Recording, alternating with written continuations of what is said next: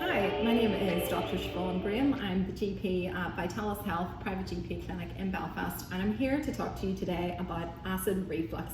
This is a really common condition, and it's not even really a disease because most of us get acid reflux due to our lifestyle and the types of foods that we eat today.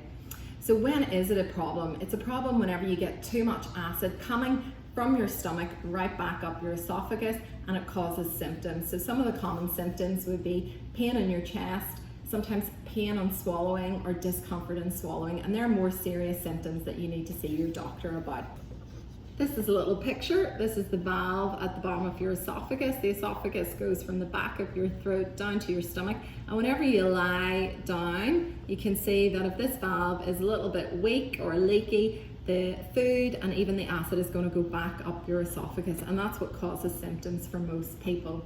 So being overweight in your stomach is going to push any food in your stomach or acid back up that valve, and eventually that valve becomes a little bit weak and a little bit leaky. One of the other reasons you can get acid reflux is if you are pregnant and you have a growing baby pushing up on your diaphragm and therefore pushing up on your stomach and causing acid to come up into your esophagus.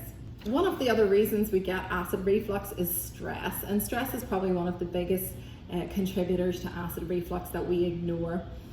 How are we going to treat acid reflux? Well, if we don't remove the triggers, it's going to be very difficult to get rid of it, and it becomes a very long-term problem.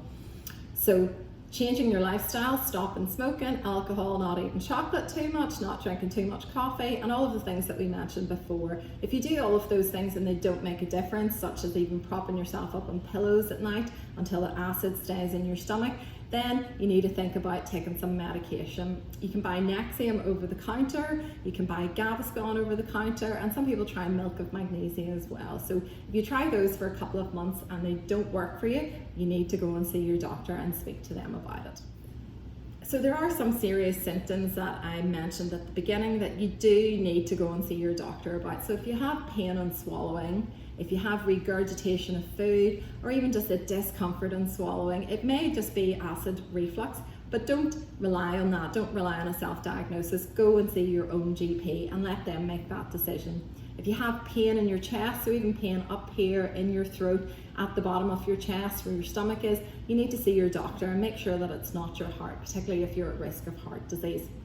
If you vomit up blood, for example, that's another reason to go and see your GP. And if your bowel motion is black, then go and see your GP.